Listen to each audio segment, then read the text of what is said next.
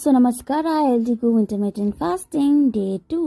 So ನಾನು ಎದ್ದ ತಕ್ಷಣ ಹಾಟ್ ವಾಟರ್ಗೆ ಜೀರಾ ಹಾಕಿ ಒಂದು 5 ಮಿನಿಟ್ಸ್ ಬಿಟ್ಟು ಕೊಡಿದೆ.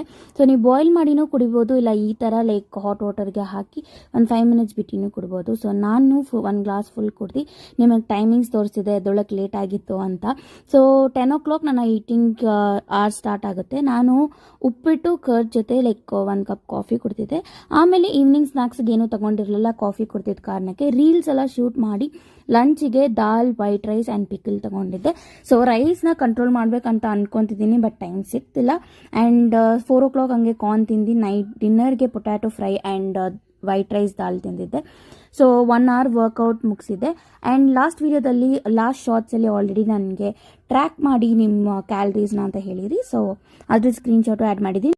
ಸೊ ನನ್ನ ಗೋಲ್ ಆಲ್ಮೋಸ್ಟ್ ಇವಾಗ 13 kgs ಲಾಸ್ ಮಾಡಬೇಕಂತ, ಅದರಲ್ಲಿ ಆಲ್ರೆಡಿ 3 kgs ಲಾಸ್ ಮಾಡಿದ್ದೀನಿ. Meet you next video.